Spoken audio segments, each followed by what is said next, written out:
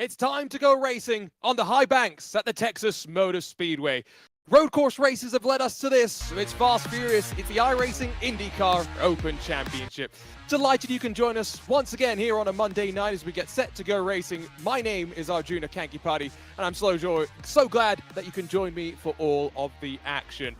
So excited that I had to make sure that I was here from a hotel room from somewhere in Salt Lake City, Utah. This is going to be fun. Drivers have been talking about the compromises of setups that they've been having to dial in, and we've got a strength of field, almost 5,000 strong. Of course, this all as we make our way to the halfway mark of the season. Let's talk you through the schedule, where we've been, where we've still got left to go, because what a roller coaster ride this truly is for the drivers. It is one of those schedules as well that, let's not forget, you have to race on both the road and the ovals. It starts, of course, Sebring and then Auto Club, showcasing that diversity that you need to bring. And then, of course, Mugello, Sonoma, the most two recent rounds of this championship. The Texas Motor Speedway Round 5, Long Beach, going to be, of course, how we close out the halfway point of the season. And we line back up, of course, with the NTT IndyCar Series. Barber Motorsports Park kicks off the second half part of the season, I should say, and then it's going to be fun. We roll into the month of May and everything that comes with it. A trip to the Speedway, to the racing capital of the world, and all in build-up for the iRacing Indy 500, the first week of June. That's the schedule that the drivers have, though. They are ready to go racing, and qualifying already pretty much done and dusted. Going to be interesting to see how that qualifying form converts over to the race. Going to be very curious to see how it all goes. There are the drivers getting their commands to get gridded up behind your virtual safety car driver. Let's run you down trackside and take you down through the starting grid. Got a full field of 20 Dallara IR18s that get ready to go racing. We'll get the look at the starting grid in just a few moments' time, but can't wait to see how they're all going to go. Remember, Texas Motor Speedway, known mostly for the way that the banking all plays out, and Connor Harrington, Seb Alexander at the front. Connor Harrington, Kevin Burrell behind them. Phil Kraus, Marco Brazil line up on the third row. And look, 38,000 splitting 6 drivers, 1,000th on the front row. Rashad Craig, Andreas Eek, and then Adam Blocker, Mark Murphy round out your top 10. Rob Malechka, David Porcelli line up 11th and 12th positions, and still only about a 10th or so off of your pace. Nick Sudik, Richard Holt, Silvio Lazar, Steele Lankford, and then Jacob Oster, Matt Holliber round out your front 18. And still got a couple more cars, of course, still left to come at the very tail end of the field, back in 19th and 20th positions. Oliver Simoneau and Joe Lafilippe at the very back of the grid. There you see the drivers rolling out and getting ready to go. It's going to be an exciting race. Let us know who you think is going to win as we get set to go racing here from the Lone Star State.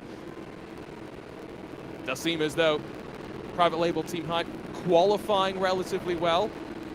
Seb Alexander in that Indy Alliance racing car, though, going to put the pressure on.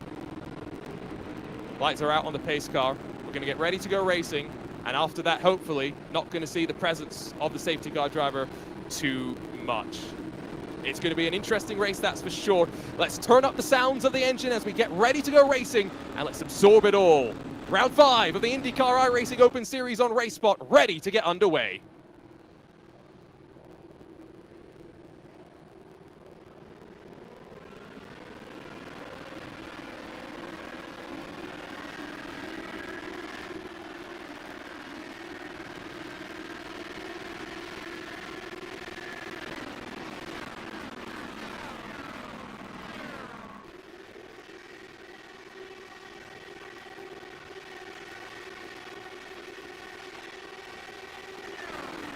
No Limits Texas, and there sees the drivers build up the speed and come back around towards the start-finish line to wrap up lap number 1. Already seeing the drivers fly their way on through. Going to be interesting to see how they play this all out as we keep a look at these perspectives from these static cameras. Not exactly sure what's happening on track, but of course we've got 20 of the strongest here on iRacing and battling. Look at that shot from up high. Here's a look at the drivers fighting out on track. Connor Harrington seemingly has gone up high. And behind them, Seb Alexander has dropped down to what seemingly is 4th position. Adam Blocker's the one that's also trying to make some progress forward up through the field. You see Seb Alexander, though, cuts the nose off him aggressively. You can see them slice and dice their way back towards the line. Another lap's going to be in the books. Connor Harrington, the one that will lead at the line. Already getting the sense this will be a pack race. I mean, look at how high drivers are going, trying to find some clean air. We're on to lap 4 of 125. Harrington, Brophy, Kraus, Blocker, and then Seb Alexander. The fuel window here likely to play a big difference if we get green flagged pit stops. The question will be, with racing this close, who wants to drop to the back and stay out of dodge? You can see already Jacob Ostersteel, Langford, 2 drivers seemingly going back to 16th and 17th spots. Not everyone wanting to make that decision though. Blockers +4. Murphy trying to follow him up through the field as well. As we start to see the smallest of breakaways just behind Marco Brazil. Richard Holtnick, Sudik that are getting separated out from one another as we start to put some load onto these tires. There is Marco Brazil, dropping back slightly to 11th position as in front of him Jason Brophy retakes the lead of this race. And then Harrington slides it back forward. 12-round championship, of course, but the fun thing, the interesting thing about this iRacing IndyCar Open Series is, of course, that 12-round championship, only 8 rounds count towards, though, the actual final results, and so therefore you think that 4 weeks you don't have to have the best results. However, 7 road courses, 5 ovals, you are required to at least run decently on one of those trips around the ovals, and that's where, you know, you come to a place like this where you can run relatively closely. Not sure exactly what setups the drivers will have really dialed in. Will they have taken the downforce off of their car? I wonder if we are just going to see people be able to fight their way on forward. You can see as well that with 4 seconds splitting 20 cars right now, there's not really much place to hide. A couple of different arcs being taken through the corner, seemingly side by side behind between Lazar and Langford. Rob Malechka, the #1 machine, another driver that clearly thinks it's not a bad idea to drop to the back of the field. Don't think that's a terrible idea. Mark Murphy's the one that's gone up high, though. Bright red car, trying to look past Phil Kraus. Not going to get the move done, at least initially. You can see, though, a bit of draft being fed by Brophy to his teammate Phil Kraus. Still not enough for Mark Murphy to be able to be fended off. He's now up to 3rd. The private label team hype 1, 2, 3 no longer there at the front of the field. Kraus, though, slices it back up the inside. I think more just in the search of a bit of clean air on the nose. It's a 125 lap race. Expect probably maybe 2 or 3 pit stops. We'll have to wait and see how the realistic cautions that we hopefully aren't going to have to talk about too much end up cycling things out. It does seem as though Harrington and Brophy very content to ride and slide back and forth, chop and change.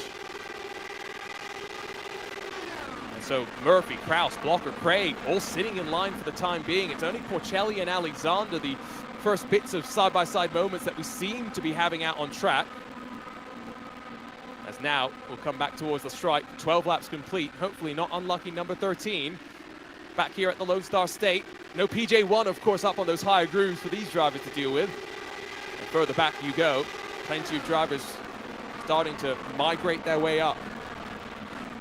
Already going to probably see tire wear and that feeling of tire wear play a big impact at this point. Murphy's really just slotted up an extra groove at this point. And we'll see if he's going to be able to challenge the leaders. At this stage, though, he'll be on his in-car tools, working the ARB, front and rear, give him a bit more oversteer, a bit more understeer. Also dial in the weight jacker, enable him to run some of those higher lines. That's what Seb Alexander's doing, qualified in 2nd, holds on momentarily to 10th as Marco Brazil, forceful up the inside, but watch the lack of downforce, lack of speed as well. And the 16 machine able to power his way back on forward, and Richard Holt not going to try and take advantage because Marco Brazil up a lane or two, feeds him some dirty air, holds on to the spot. So 15 green flag laps complete now, I should say, of the 125 that we've got in this race. Brazil now going up and arcing slightly higher. Jason Brophy, Connor Harrington still back and forth at the very front of the field. Be quite fun to obviously think about what the weather conditions are looking like, because we're racing in the day rather than maybe in the evening at night, and that's where, of course, you're seeing the higher track temperatures, even with the cloud cover that we have to think about. But watch that wind, 15 kilometers an hour, and especially out of turn 2, out of turn 4, it's where in the past we have seen some issues, drivers struggling to adapt to the changing nature of the iRacing weather system. Even though these cars, don't have to deal with the rain, does not mean that they don't have their own little weather elements to deal with. Bit of separation building between now those front 4 and those behind. Blocker slowing down, and Andreas Eichen, that team talent number 6, is the one that's going to try and put the work on. Shaw Craig's Indy Alliance Racing Machines there as well. All still with less than 6 seconds, splitting the 20 cars. With Robert Malechka riding in 19th, the number 1 car, strongest I-rated driver in the field. I-rating, of course, the measure of success that someone has had in these iRacing official sessions. It goes to show, staying at the back and saving may not be a terrible idea. Especially given that Adam Blocker as well as Robert Malechka probably have pretty similar setups. Teammates at Powerslide Motorsports as well, part of the private label Hyper Mega Team Power Team Slide Star. I've totally butchered that name, but of course we had the Mega Team join us on April Fool's Day last week, and it was interesting to see the liveries back to some more sense of normality here today as Harrington and Brophy back and forth. Still they go. Now 20 laps into this race and at least halfway through the fuel window. If you're watching on RaceSpotTV, I'd be quite curious to think, where would you want to sit? We watch as Richard Holt rides up high alongside with Nick Sudik. Would you want to be back here? Would you want to be at the front? Would you want to be where Rob Malechka is? Clearly a couple of different thoughts and logic patterns there, as I can see how much dirty air Richard Holt dealt with. Washes up the racetrack and almost slides into the wall. Slightly in front of him, Marco Brazil and Seb Alexander, this time with Alexander up the inside. Out of turn 4, squabbling on their run back to the stripe. It's Alexander that's been able to catch a spot inside of your top 10. Nick Sudik sits underneath Brazil now as they exit out of turn 2. Inching closer and closer to that pit stop window.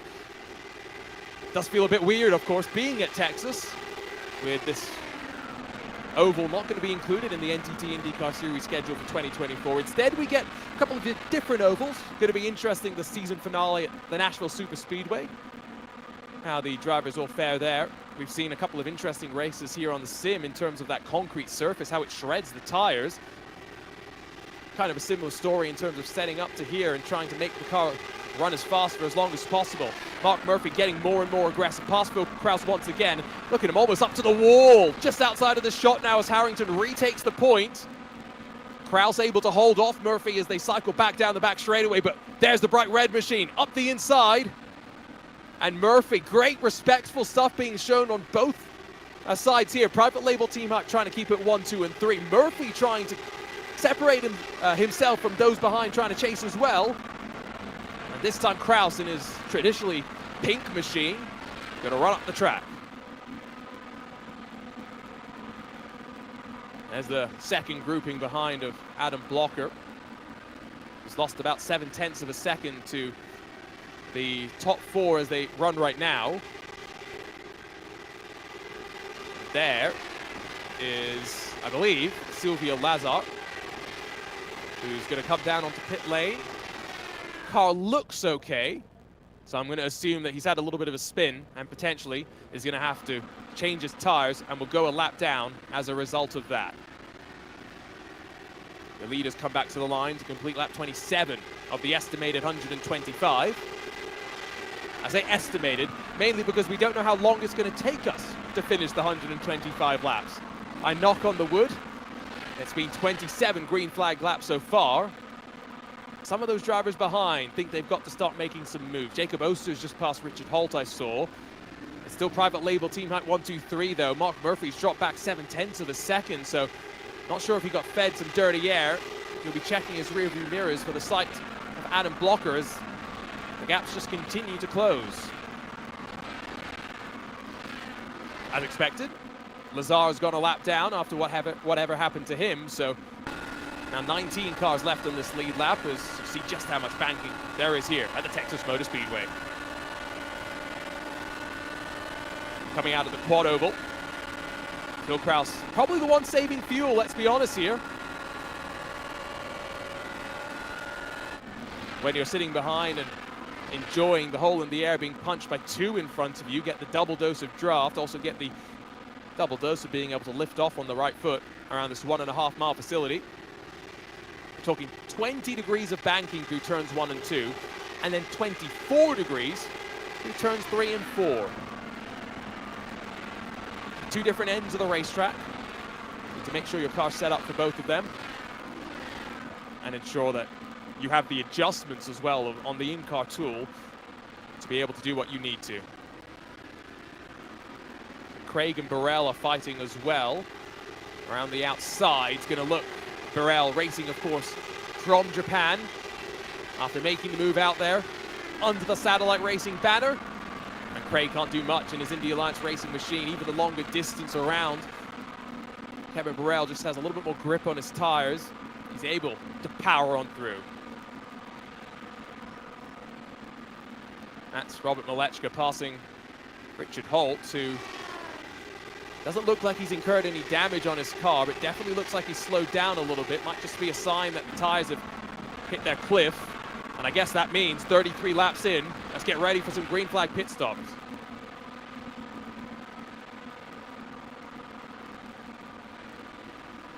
So Harrington Brophy, still 1 and 2. Back and forth they go at the front of the field, and then Phil Kraus, Mark Murphy, and then Adam Blocker sit behind them, rolling through the rest of the top 5. You can see Alexander feeling the pressure from David Porcelli. We've got Nick Sudik, Marco Brazil sitting behind them as well. I guess we're kind of starting to see a little bit of the expectations on tires and wear. We've got the best and the biggest IndyCar teams realistically at the front. Private label team hype 1, 2, 3. We've got some of the Powerslide Motorsports drivers in there as well. Indy Alliance Racing, then part of the second group along with Satellite Racing. Maybe they just don't have the same sort of long run speed as the rest of the leaders right now. I mean, we've come off 2 road races where, you know, at Mugello, Phil Kraus says he won due to strategy. I call BS and I say Phil Kraus won because he was the fastest of them all. Similar sort of thing could be said at Sonoma last week. Could we be in for strategy? Could we be in for a fight at the end?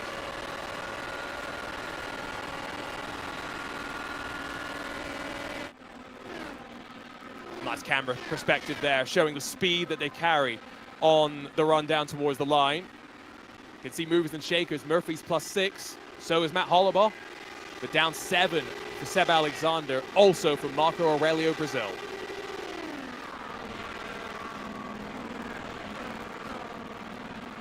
Lap times, by the way, if you're curious what record lap times are, you have to go back down to the IRL days. Back in 1998 when Tony Stewart did a 22.972. That still stands as the fastest race lap ever seen at the Texas Motor Speedway. If you're curious what the road course race lap record is, because yes, they have a road course.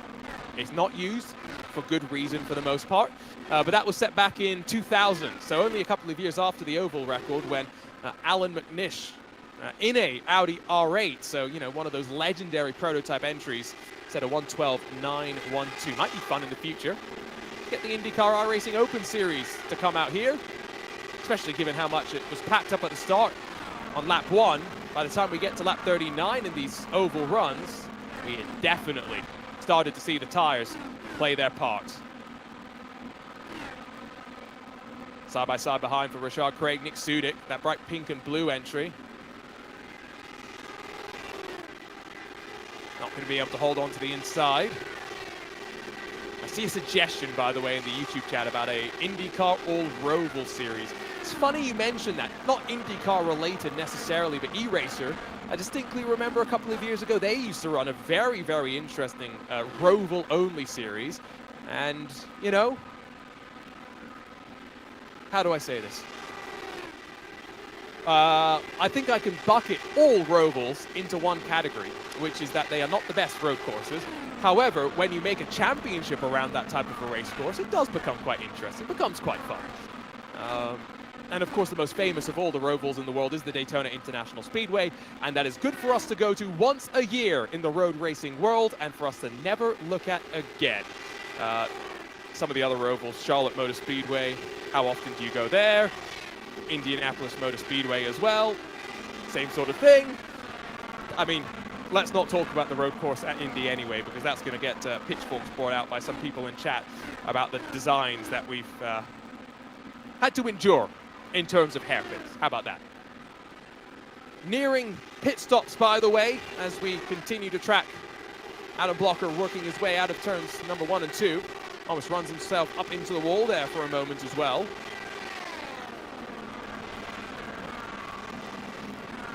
Yes, I look at some of those further behind.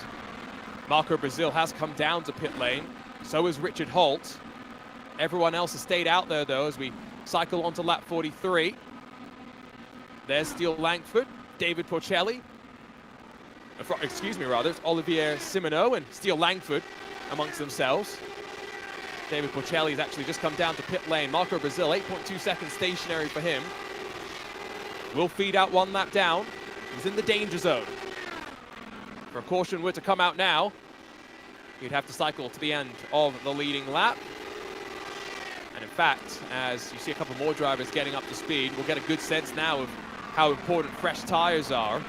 Low line for Brazil, still building his speed though up, of course, as he's passed first by Connor Harrington, then Phil Kraus. So Marco Brazil's actually gone 2 laps down by virtue of this pit cycle. Goes to show how long this pit lane is. There's Burrell.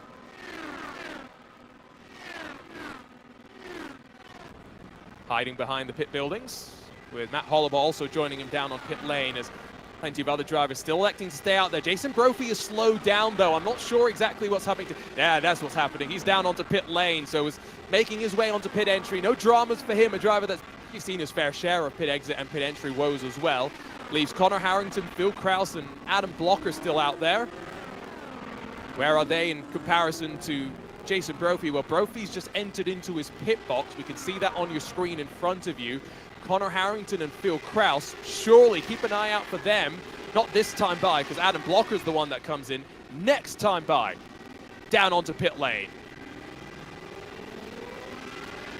The Blocker rolls. You can already hear that Jason Brophy's revved his engine up and is gone. Where's Brophy going to feed? Is he going to come out in clean air? Is he going to feed out into some traffic? Because that's going to be a really important factor for him as well.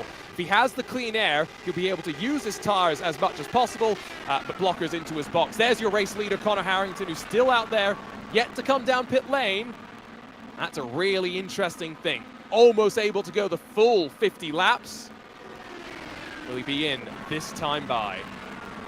Now we watch as Jacob Oster, Joe Lafilippe, Robert Lechka, Rashad Craig, still working their way around. Seems as though Connor Harrington is not going to be coming down pit lane this time by. Neither is Phil Kraus, so it'll probably be next time by. 50 full laps for them, and what a remarkable stint that would be. There comes Langford and Craig. Now where's Harrington and Kraus?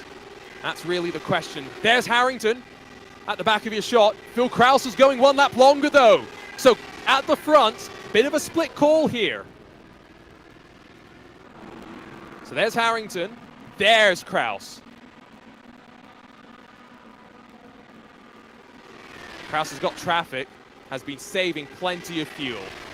Harrington is yet to hit the box, or get the pit stop time for him, as now he sits there and gets the fuel. Where's he going to feed out in comparison to Jason Brophy? Brophy might have got a monster of an undercut here. Connor Harrington also with a 9.7 second pit stop. Very, very long, and Brophy's going to be well clear of him by the time they merge back onto track. Watch here, out of turn 1 and 2. 20 degrees of banking on Connor Harrington's right-hand side. Now, where is Jason Brophy in comparison? Can't tell from this camera angle. There's Jason Brophy. He cycles on through, and it's not by a big margin. Important to keep that in mind as well, given the fact that Jason Brophy came in plenty of laps earlier, stayed shorter in the box than Connor Harrington, and is only half a second or so up the road. Nearing the halfway mark of this race, definitely going to be seeing the two stop. And Phil Kraus, Jacob Oster, Robert Malechka trapping those behind in the danger zone.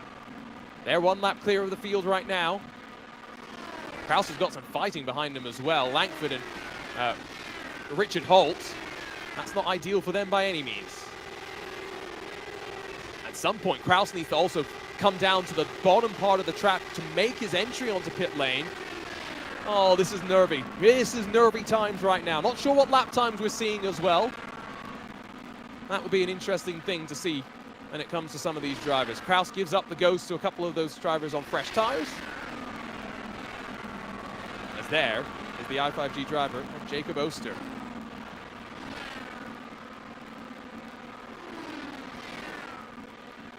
Now Kraus has just come into pit lane. So this is where we'll get the sense. 9.7, remember that was the number for Connor Harrington. Phil Kraus is just hoping it's in the ballpark. He hits his marks, that's important too.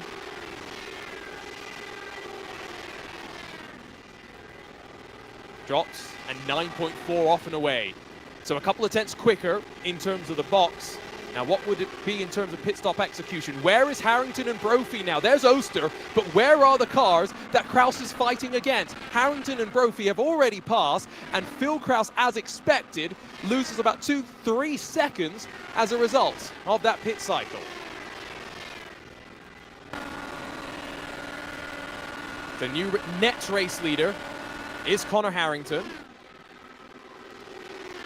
Although in terms of strategy, who knows? Could Jacob Oster and Robert Malechka really be trying to get to 63 laps? Could they be trying to cut a pit stop out from this race? It's a brave call, but as it sits right now, they're 19 seconds up the road from those drivers. And that is the important thing. Remember, there's different stint lengths at play here for drivers on tires. Brophy had come into pit lane amongst the earliest of those at the front of the field. Phil Kraus has ended up being jumped by both Adam Blocker and Mark Murphy.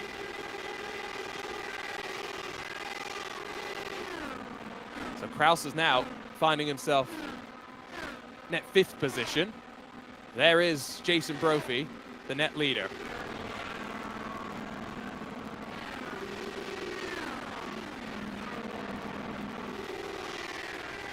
David Porcelli, as he runs one lap down now officially, along with the likes of Marco Brazil. I believe they will be technically unlapped by when we see Jacob Oster and Robert Malechka make their way to pit lane. However, I don't think that's going to last very long. Have to keep an eye on that. Phil Kraus using his fresh tires, maybe a bit more fuel to burn as well. Slingshots past both Adam Blocker and Mark Murphy. See if he's going to be able to use now the tires to his advantage in that private label Mega Team Power Team Slide Hype car. Or if Blocker and Murphy can use the draft to their advantage as well. Oh, there goes Blocker up the inside.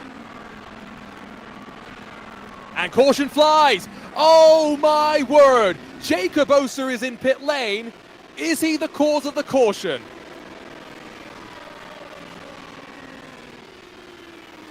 So again, we are under caution right now. Another driver's pitting. That's Steele Langford. But Jacob Oster, 9.8 seconds stationary, stays on the lead lap. And we're still not sure exactly whether he was the cause of the caution.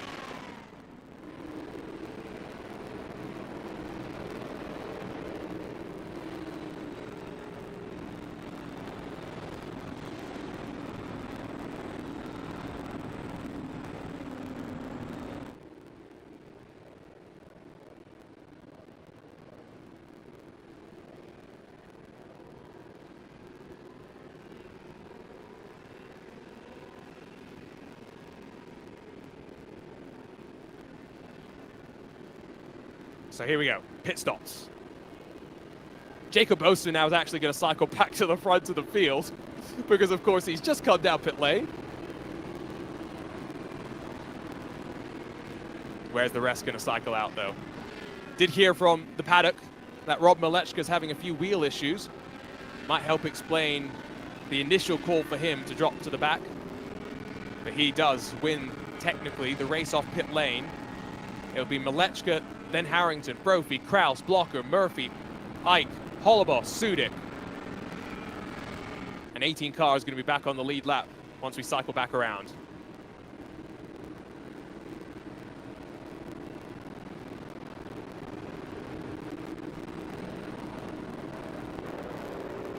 So Steele Langford's the car that's now sitting on pit lane. So if it wasn't Jacob Oster that brought out the caution, I'm willing to assume it was probably Steele B. Langford.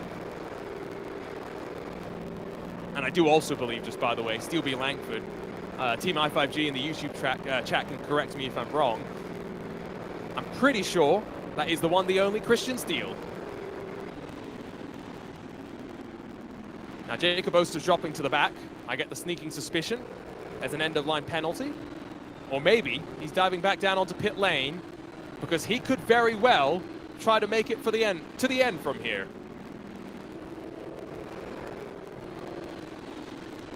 Can't see other cars come down pit lane.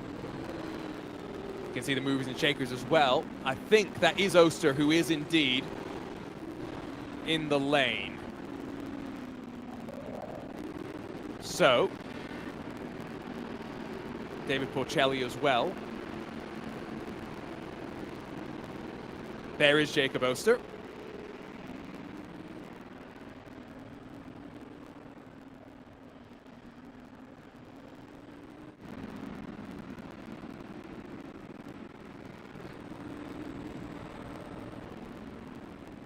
Word in the YouTube chat apparently is that it is not Steele. We know that Steele has one alt. The question is, does he have another? Steele B. Langford. We believe, again, he was the cause of the caution. As he sits now, I believe, on pit lane as far as I can tell.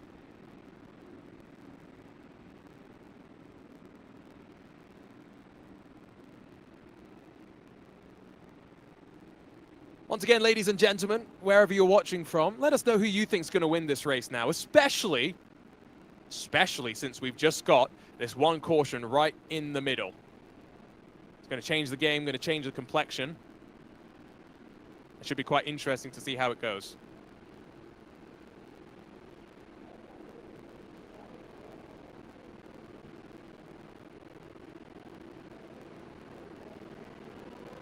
"64 laps complete, back to the line, and drivers getting wave arounds, getting ready to go racing once more. Lights will drop off the pace car. We'll get single filed out. And we'll go from there. So how many laps of racing are we going to have here? 125 laps in this race. Of course, 65 done. 60 laps. That's prime fuel saving number based on what we've just seen. I think that's why Jacob Oster just continues to come down onto pit lane, topping off on fuel. He is very much so hoping praying. No more cautions today. And we can stay clean and green until we see the checkered flag. 20 entered, 1 now officially watching on from pit lane. Steele B. Langford, seemingly the cause of the caution. David Porcelli, Silvio Lazar. The 2 drivers now scored as 1 lap down. 17 other contenders have the chance to compete, have the chance to fight at the front. Should see the pace car off and away. Rob Malechka's holding down low. How's he thinking these next 60 laps are going to go? We're racing once again here in the Lone Star State. Engines pick up at the Texas Motor Speedway.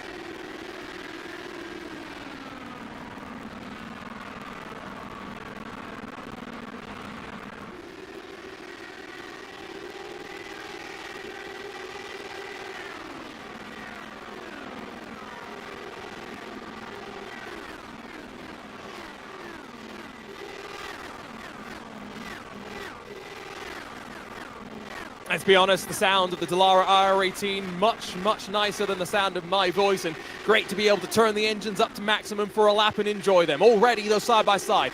How much fuel saving are these drivers thinking about? Clearly not much if Jason Brophy and Rob Malechka are the ones that want to try and go back and forth at the front of the field instead of going backwards. Oh my word! Jason Brophy with authority, with dominance and with power around the outside and to the race lead on lap 67 of 125.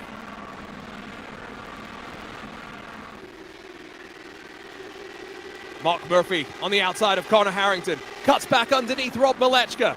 Murphy up to second now. We know it could be packy when the tires are at their freshest. I wonder if any drivers have put some downforce off, or taken some downforce off their car, I should say. In the expectation of trimming out for the end. Look at that lunge from Harrington.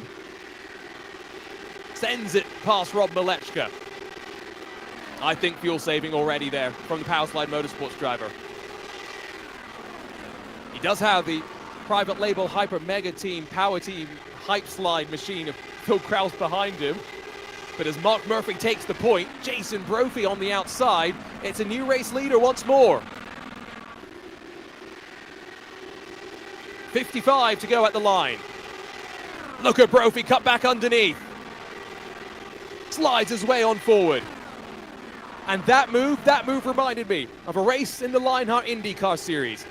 Would have been 2022. Connor Harrington fighting against the likes of Barrett Rolfe. An aggressive block on the back straightaway. Barrett Rolfe trying to search for his first race victory. Connor Harrington having none of it.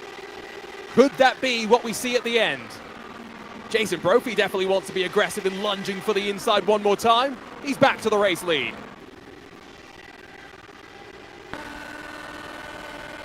Look at how Murphy in that Little Eagle racing car. Clean air onto the nose. Trying to hug the white line. Oh, and then gives a little bit of fade up the track. This is respectful stuff. Murphy not feeding dirty air to Brophy any earlier than he has to. Brophy making sure to leave plenty of room for the car he's fighting as well. Now, not necessarily building a gap to Connor Harrington, to Rob Malechka, but they are looking comfortable. They're looking confident. They're back on top of their in-car tools, the front and rear anti-roll bar. And of course, using that weight jacket to good use as well. There's Malechka behind him. A couple of cars stacking up. Blocker, Ike, Burrell, Alexander. At the front still, look at the two going back and forth and swapping like there's no tomorrow. That's a big gap as well between Burrell and Alexander. It's now 2.3 seconds. Alexander qualified second. Now runs ninth.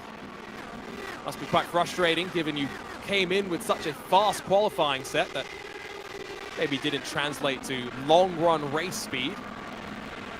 That's where about understanding the tires become so important. Of course, in qualifying, you only need to get a lap or two out of them. By the time you get to the race, you're not saving fuel. You need 40 laps. You're saving fuel. In Jacob Oster's case, might be 60 laps. And of course, the more dirty air you feel and are being fed by the cars in front, the harder it gets. Burrell shapes up high. In search, setting up. It's all you have to do right now. Ride. They often say in the IMSA WeatherTech Sports Car Championship, especially in the 24 Hours of Daytona, you know, one of the longest and toughest races in the year. Just be there. Be at most 1 lap down going into the final 2 hours. You might get a safety car, you'll get back on the lead lap. Suddenly you're in contention to fight for one of the biggest races of the year. Not the same, of course, here. We're not fighting for a Rolex. What we are, though, is seeing the drivers over the course of these 125 laps have to make the determination as to when to force the issue. Haven't got to that point just yet at the front. Jason Brophy's led now a handful of laps without Murphy being able to challenge him. The gap to Harrington's grown as well. Kraus, Milechka, Blocker stuck behind. Race is trending in the direction right now of that yellow entry of Jason Brophy with Mark Murphy in close pursuit. Now, given that Rob Milechka elected not to come back down like Jacob Oster at the end of the caution cycle, it is probably a fair assumption that Rob Milechka is not saving too much fuel.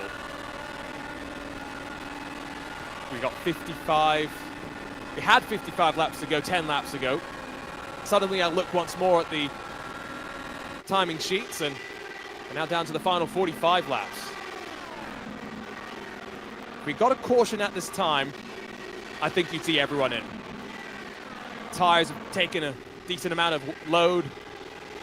Fuel's also being eaten into a decent amount too. Get them in. You're good to the end. There's no green-white checkers here, don't forget. And the checkered flag will mark the end of the 125 laps of racing. Blocker, Ike, Burrell, Lafilippe. That last car just trying to hold on to the tail end as Milechka feeds some draft to his teammate behind.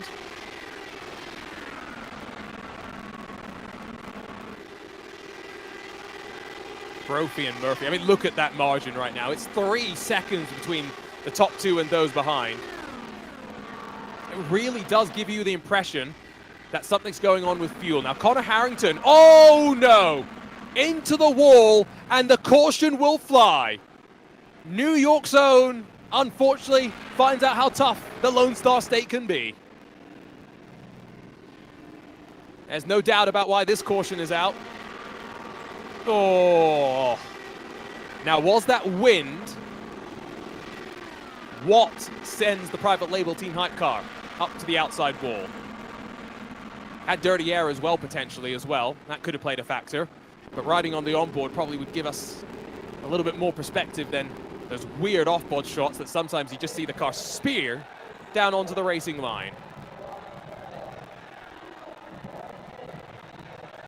Now, you tell me. Is that a commentator's curse?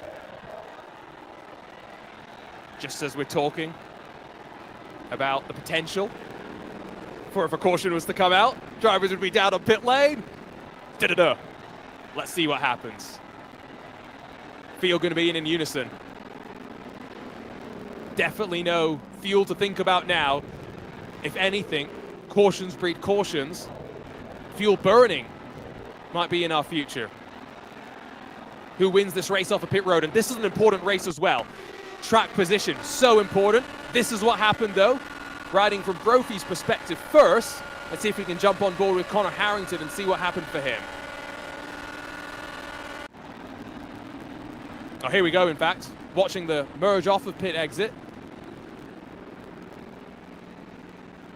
Think it was Jason Brophy that came out in front. And then, yes, indeed, Brophy, Murphy, Kraus, Milechka, Blocker, 1, 2, 3, 4, 5. And then address Ike, Kevin Burrell, and Joe Lafilippe, along with Marco Brazil and Seb Alexander, all scored inside of your top 10. I'm now doing a Mambo number 5 shuffle in my hotel room, but 5 to go is also probably around the point of no return when we're talking about cautions at the end of this race, so keep that in mind too.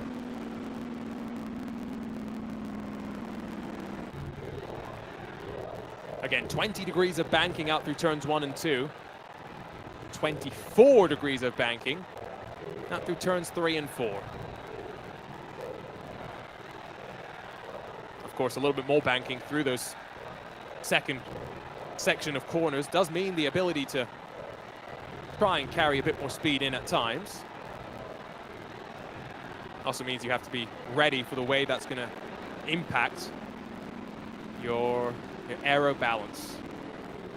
All of the time, right? It's not something we talk too often about in Indy cars. It's something we talk more about in sports car racing, but the aerodynamic performance of these cars is often actually dictated by the suspension setup of the cars as well, because what you'll have is, of course, a stiff aerodynamic, stiff suspension platform gives you stable aerodynamic performance, whereas, you know, a soft suspension setup, you know, when you go to a Sebring or street circuit, for example, to tie it into IndyCar in particular, you need a little bit more flexibility from the springs themselves. And what that means is basically, because each end of the car can go back and forth, you need to have a little bit more of a ability to generate the grip mechanically rather than aerodynamically, because you just don't get the air flowing over the car in such a stable way. That's one of those things that we don't really talk about too much, but I love to nerd out about the little engineering details. It's what makes this stuff so cool. And of course, you know, we talk about science and nerding out.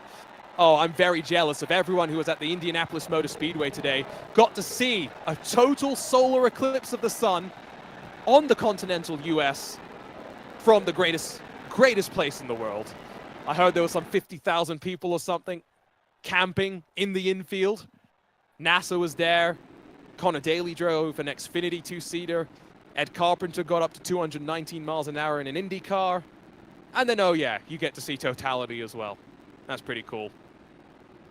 Jeff Drake in our YouTube chat asked where I am. I am in Salt Lake City in Utah, where we did get a partial eclipse. Unfortunately, it was not total solar eclipse. If you were at Indianapolis, you were anywhere on the totality line, I'm very jealous of you. And I suddenly have this urge for you to suddenly go on a bad run of form in iRacing and to give me all of your I rating, because at least you got to see a total solar eclipse. I might as well get the I rating as consolation, right? Right. That's how the system works. Here we go. Should be able to get a better perspective of Connor Harrington's incident. You can see him just bouncing off the wall a couple of times, but it was hard to kind of tell. Was it steering input related? Was it dirty air related? Maybe Connor Harrington can give us a bit of an update himself. But lights are off on the pace car. It's going to be 39 laps to go as we get set to go. Pace car off and away. It's Brophy, Murphy, Kraus. Private label team hype still sit 1 and 3. What can Murphy do to spoil the party?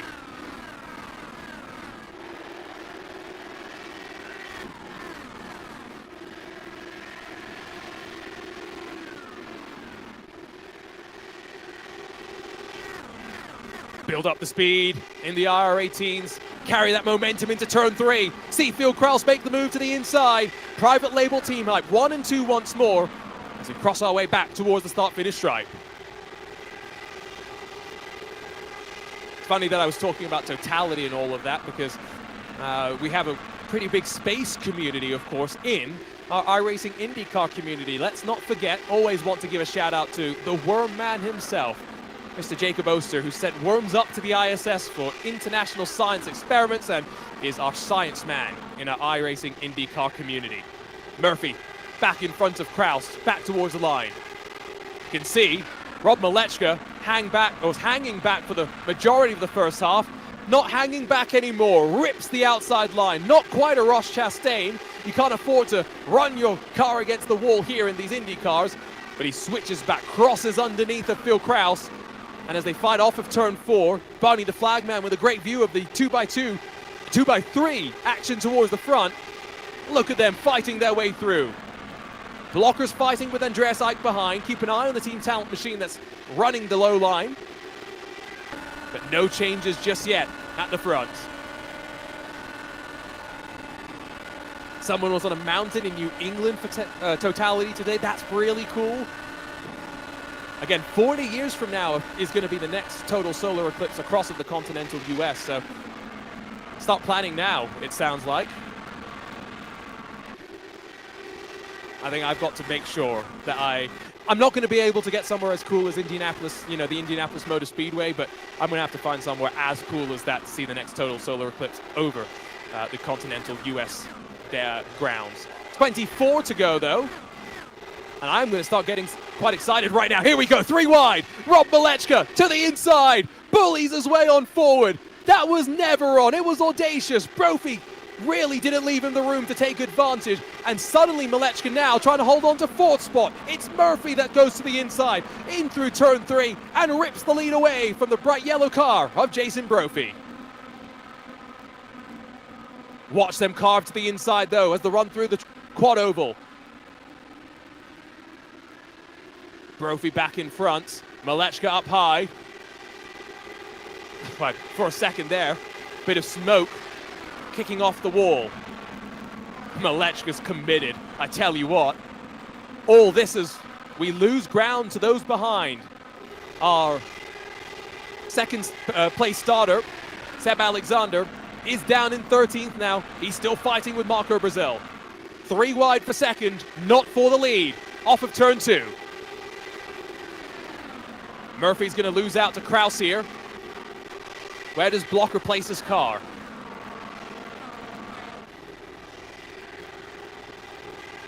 "21 laps to go. And each time by, 1.5 miles gets stricken off the record in flying speed. Our lap times, of course, let's not forget, 22-23 seconds for the IRL cars in these packs. It feels so intense as well. 24 degrees of banking off of turn 4. There's still 6 degrees of banking as you fan out through the tri-oval. In through turn 1 with 20 laps still left to go. Look at that shot with still 8 cars split by less than 1 second. It's curious to see as well how committed Jason Brophy is to painting that white line. Does not want to give anyone the opportunity to cut back under his inside. Have we reached the point on the tires where the inside line can reign supreme?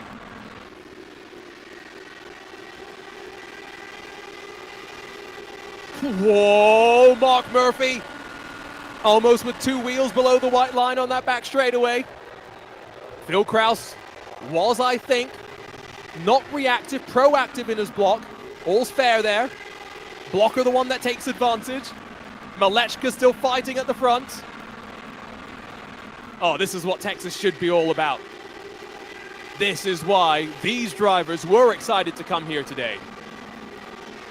They weren't worried about PJ1, stains on the upper grooves. What would happen if Devlin DeFrancesco unfortunately got it a little bit wrong and contributed to the parts of IndyCar stockpiles that Arjuna has back home? No. Brophy, though, getting pinched, and pinched hard. Malechka with the nose, the car in front, out of turn 2. He's not fully clear just yet. Those two, putting on a clinic in terms of knowing who you're racing with. Rob wanted to slam the door shut. Jason reminded him he was still there. They're 3 wide on the run to turn 1. This time it's Adam Blocker that's gone highest of them all. Phil Kraus and Andreas Eicher sat there right now saying, I've got a bunch of dirty air. Don't know what I can do about it. Murphy's going to get caught by Jacob Oster at this point. Team i5G car climbing back up through the field. Oh, Phil Kraus into the wall! And Phil Kraus into Rob Malechka. Caution flies for the 3rd time today. It was getting feisty at the front. It was getting too feisty, it turns out. And Phil Kraus, Rob Malechka end up paying the price. At least 1 or 2 other cars got tangled up in that as well. Might have been Joe Lafilippe. 25 laps left on the board. Slow things down and get ready to do this all over again. Expectation as well is that they're going to be down on pit lane for tires. Malechka is just trying to nurse his car around and see what he can get repaired. The wheel tether on the right front there. I mean, that is the driver of the day, without a shadow of a doubt. Of course, this is where Malechka's got to be careful. Doesn't want to make anyone else get in trouble. And so Phil Kraus gets the word from race control to let by. And you can see everyone's on pit lane as expected. Not for fuel, just for tires. It's 4 Firestones that go onto the car. And again, an important race off a pit road that you're going to want to probably win. Jason Brophy in a very good situation to try and maybe win that race off and away. As we see the drivers at the back of the field in. Who wins that race off and away? I think it's Jason Brophy, Adam Blocker, and then Mark Murphy, 1, 2, 3. And then Jacob Oster, along with Nick Sudik. Birel and Sudik very close at the line. Rob Malechka, by the way, that car, yeah, it's toast. He's not going to see the end of this one, unfortunately. He'll do whatever he can, though. You can see Ike, Craig, and Kraus all having just that little bit more time in terms of damage repairs.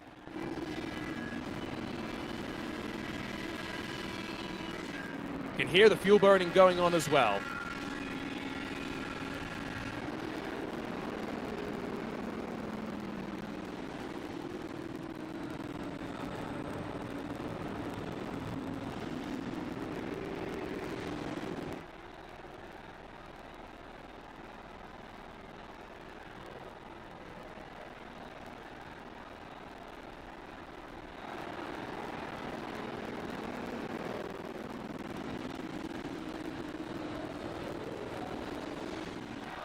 So, as they continue burning off a bit of fuel, the word is that Brandon Traino is spotting for Jacob Oster today.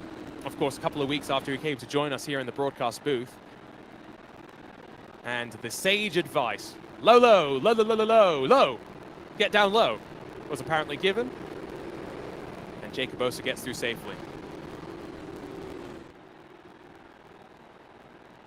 Since they're all back on fresh tires, just going to go back to something I said slightly earlier. Cautions breed cautions. I hope you're ready for a stop and start into this race.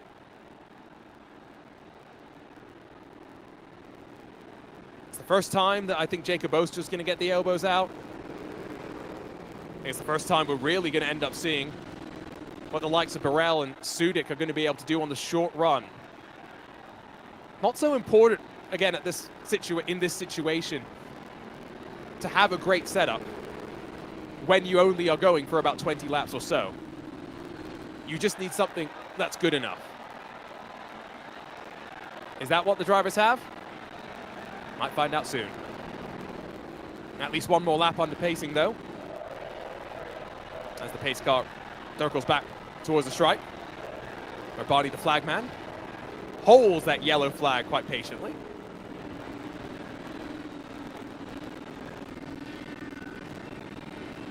Barney the flagman holds no candle as well, we should just say this, to Aaron Likens, flagman for the NTT IndyCar series, and of course, commentator on many iRacing Indy 500.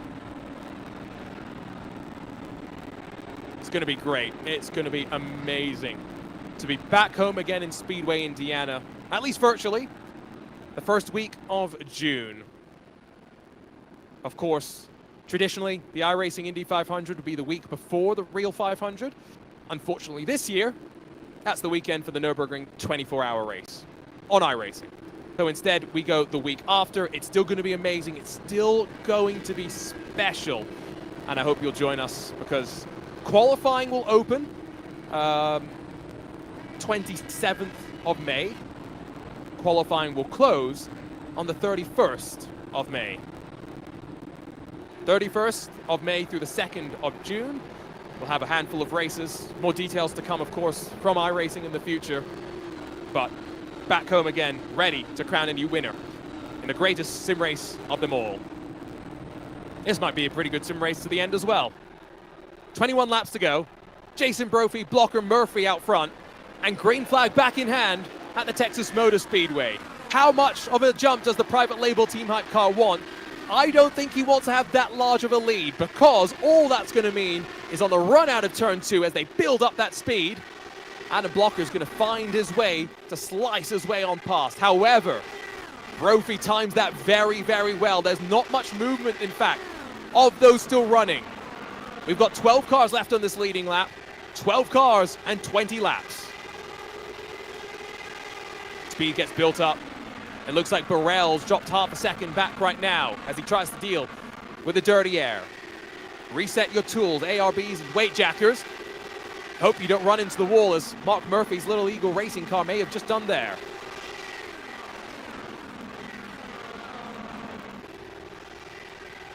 So 3 cautions so far, 20 drivers whittled down to 12. How much more attrition are we going to see? Oster with a pop to the inside. Doesn't able to get the chance to run alongside of Adam Blocker, but puts the pressure on. All he can do right now. Has Jason Brophy taken some wing out? He is a rocket ship at the front of the field. Handful of laps into this restart, and still yet to see Blocker able to even catch, let alone pull alongside. You can see that's actually meant now that Jacob Oster runs high. Doesn't want to deal with the dirty air from Brophy.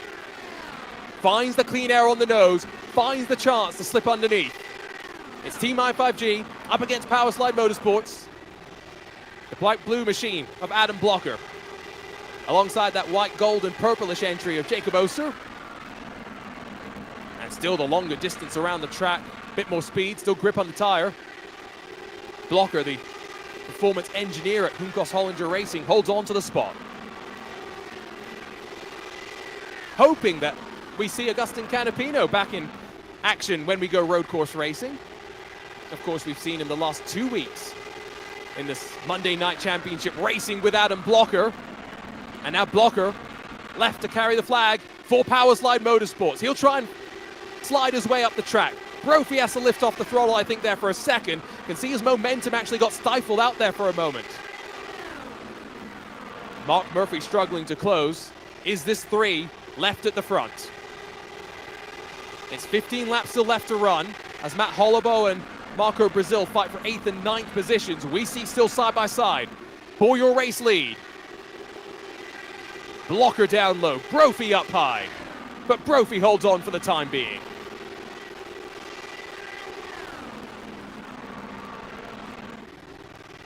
The 3 biggest teams in IndyCar up front, and then you've got those drivers ready to make their mark just behind. Murphy, Burrell, Sudik, Alexander, Hollabo, and even a couple more.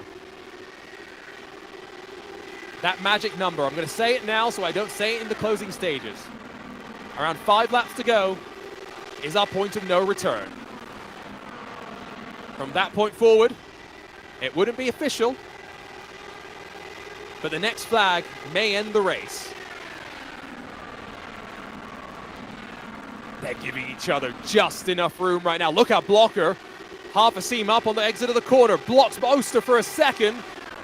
But the World Man slices his way forward, fires his way to second.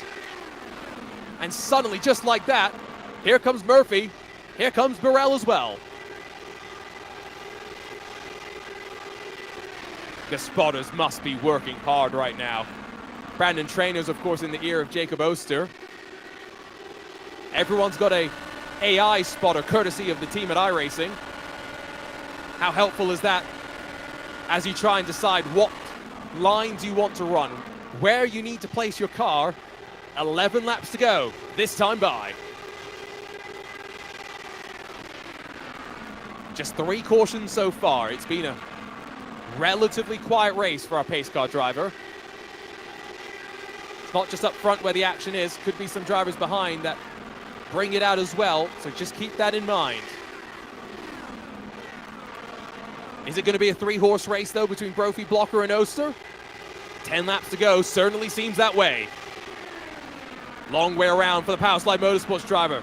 Gives Brophy a bit more room to wash up the track this time. Is he going to try and cut back underneath? Answer's no.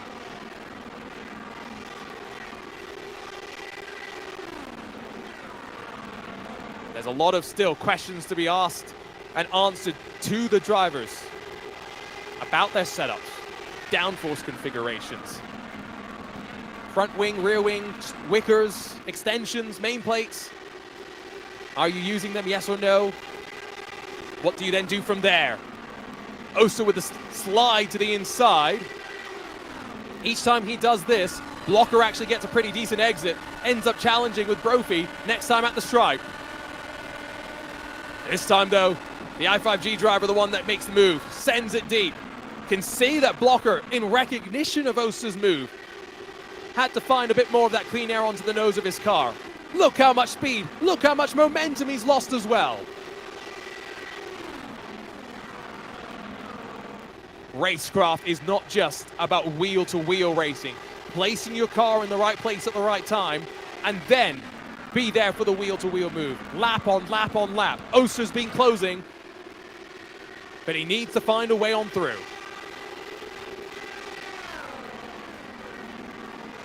Give a special shout out to Jason Brophy as well, as we see Kevin Burrell and Mark Murphy side by side, Nick Sudik, Adam Blocker side by side as well. Jason Brophy needs to be focused slightly on tomorrow's eNASCAR Coca-Cola iRacing Series race as they head for the very first time over the pond to Brands Hatch. No, he's here instead. He's racing with us, and it's great to see his commitment to this car, to this series. He'll be joined up with Matt Busso, of course, tomorrow to get the result that they need. Side by side, increasingly building. It'll be 5 laps to go at the line. It'll be Brophy and Oster, Blocker and Sudik, and then Burrell and Murphy. 3 different groups of 2x2 action as we see the 5 laps to go mark. Adam Blocker's out of this. There's no way, unless Nick Sudik can also work together, that they'll be able to close the margin. Jacob Oster's also showing that desperation. He knows he wants to get to the inside. How aggressively will he force the issue? And again, next flag will end the race. 4 laps left to go here in the Lone Star State. They say everything's bigger in Texas. Hopefully the finish is about as small as it can get. Small finish, big drama, yes please. Look at Oster run up high on the 24 degrees of banking. Unloads the car towards the tri-oval. Oh, he's there. He's alongside. Brophy gives him the chance to take the tighter line. But Oster, for a moment there, lost some momentum, lost some ground, and still has a nose alongside as they fall into turn 3. 2 laps to go next time by, and Jacob Oster has got the lead for his own. It's thousands between them at the line. I honestly couldn't even tell you who would have won if that was the checkered flag lap. What I can tell you is Nick Sudik has made third his own and take a bow for that drive through the field. Seb Alexander, Mark Murphy and Matt Holub are fighting amongst one another. But as the caution flies with 1 lap left to go, Jacob Oster was in front by the narrowest of margins and I think might just have held on to the victory. They don't get much more dramatic than this. Mark Murphy, the one that comes to a screeching halt. But the question remains, was it Brophy or Oster that led at the time of the caution? It seems as though Jason Brophy. I can't even imagine what that margin was like. It wasn't inches. It wasn't centimeters, it was a pixel here or there.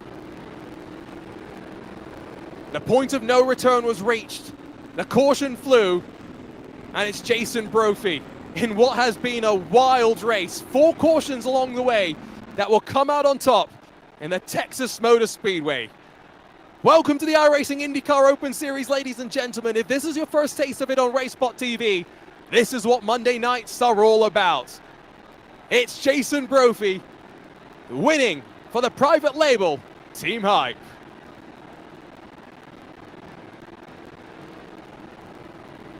It's not the first time that Jacob Oster's found himself on the wrong side of the timing of the caution.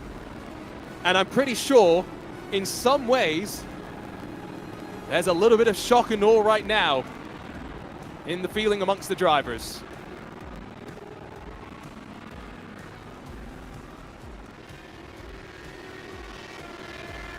125 laps.